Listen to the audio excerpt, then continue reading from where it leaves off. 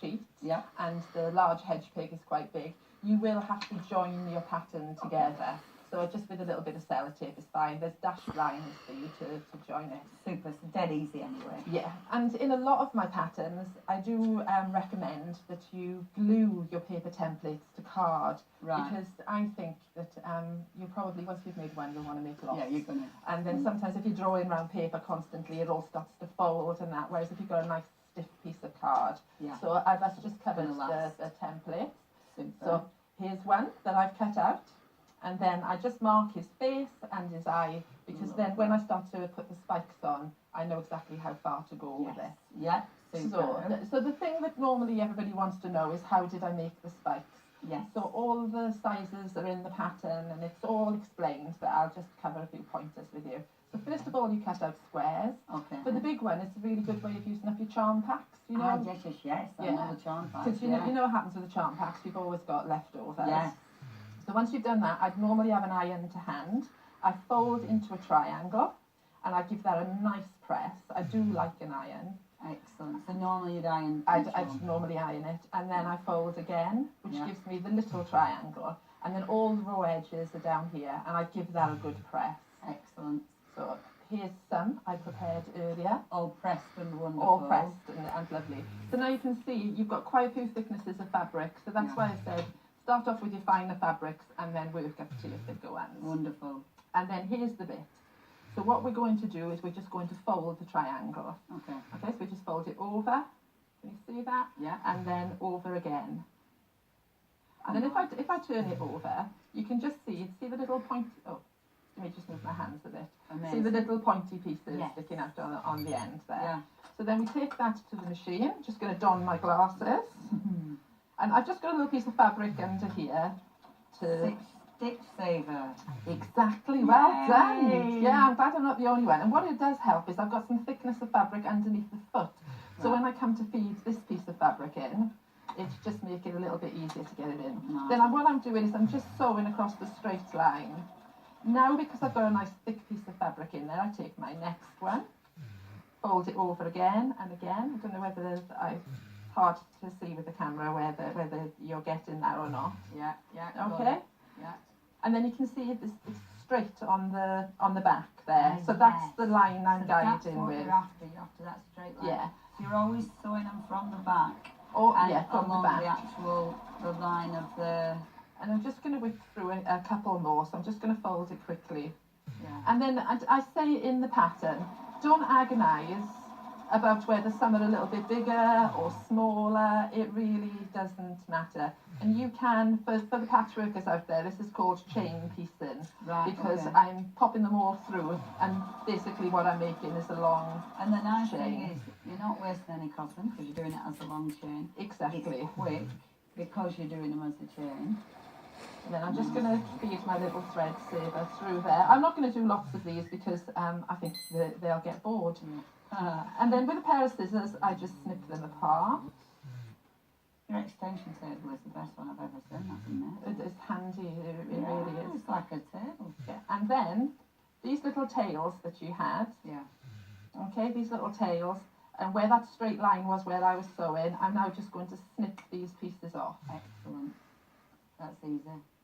Okay, and you just, so what I recommend is you make yourself a nice cup of tea, you sit by the machine, and then you get all your little spikes done. And then once you've got all your little spikes done, again, here's some I prepared earlier. Yay! Loads of little spikes. You want to apply them to your hedgehog. So I'm just going to show you one that they're already on there. So a little tip for applying them. Now you can see all the edges are peeled off. When you apply them, I tell you to stay about a ½ inch away from the outside edge. Right.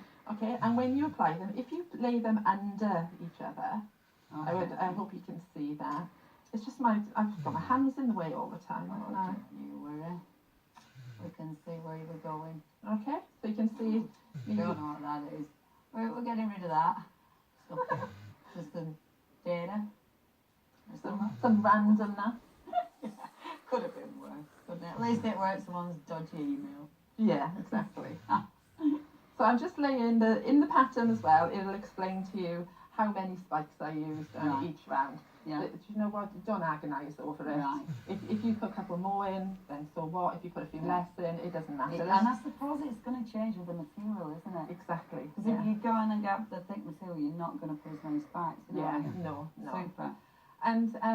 And also, I tend to sew with a zigzag stitch because it's slightly more forgiving. So if you tend to like drop off the edge a little bit, because it's zigzagging back and forth, it gives you it'll catch it at some point. Fabulous. And this is one of my new best friends.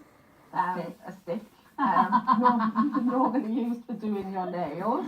But what I do find is as I feed my piece into the machine, I'm just going to lift this. Now, I wonder, Gil, would it be really inconvenient to turn the light off on the machine? I think it's really bright when we're seeing. Would that be inconvenient for you? It would, because when the light goes off, the power goes off. Right, we're not doing that then. So sorry. Because the machine ain't going to work with the power off. It's not like in olden days when you had a separate light switch.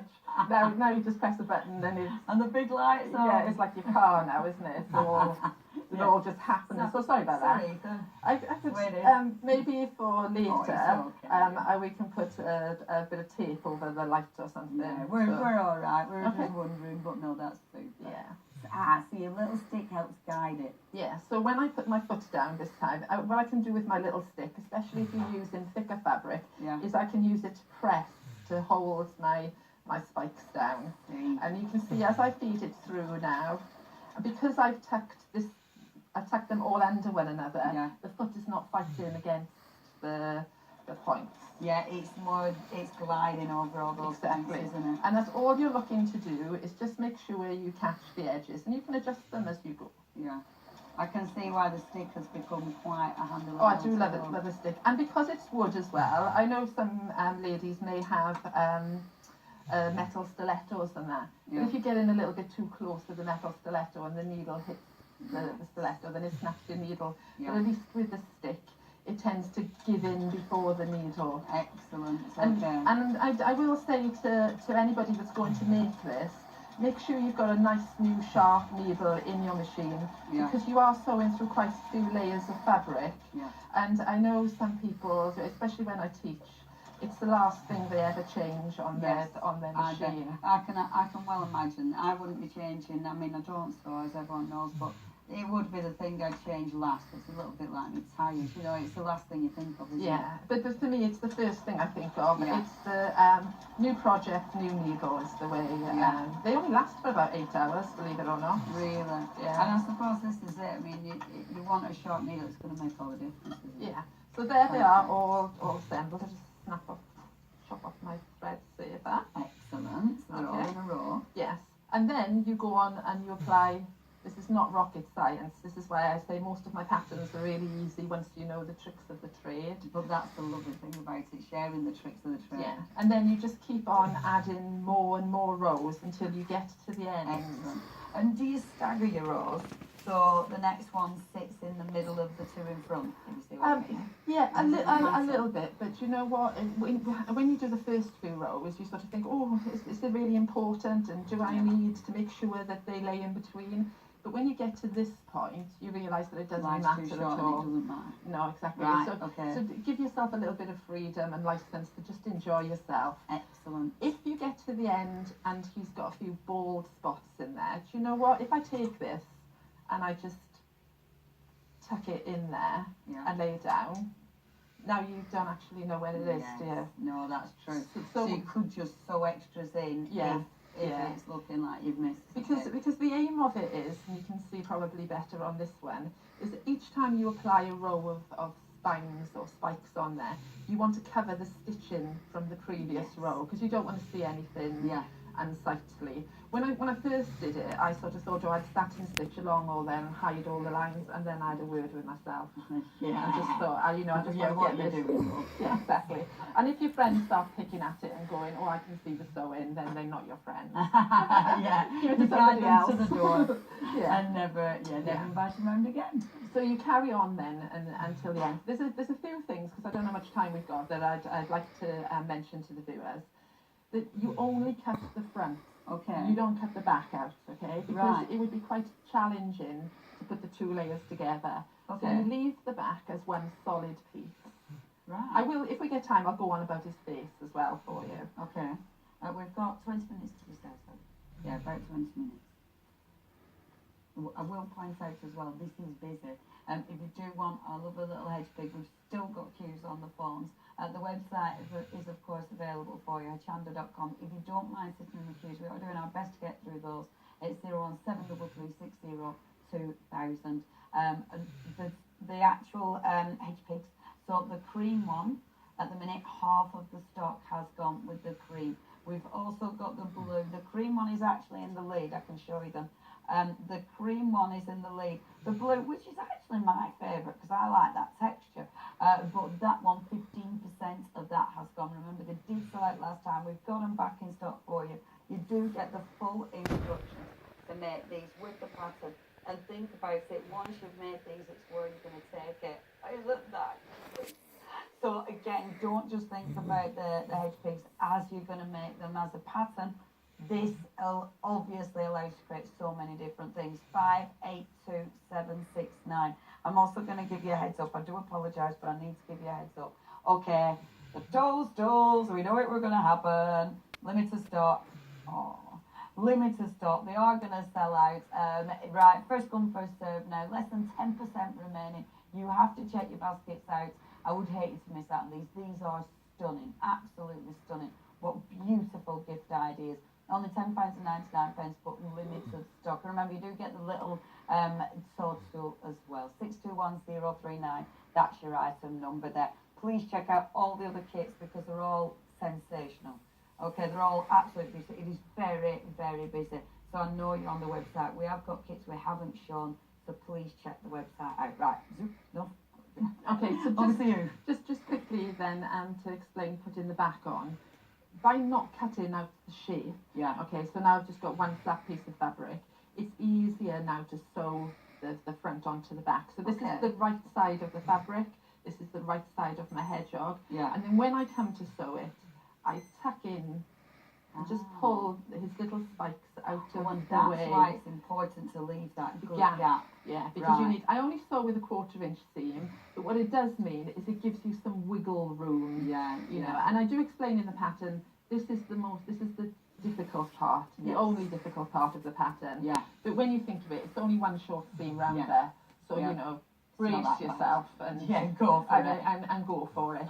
And if you do miss a little patch, then put it back under there and then sew the gap up again. Yeah. But it's a little bit challenging, but well worth the effort. Absolutely. And you know what? It's nice to do something a little bit challenging, isn't it? Well, you know, every now and again, especially when you've done it and it looks amazing, then you feel even more proud of yourself. Yeah. Okay, that's easy then. We can do that. So that's fine. Do you need to speak to? Do we need to go over to her Sue? She's looking lonely over there. Oh. Now, if you do want anything, we can obviously leave you to get set up and ready for the next demo. If you would love to get hold of any of the kits, I would urge you onto the website. It is thechandler.com. You've got all the different kits. Seriously, everything is beautiful.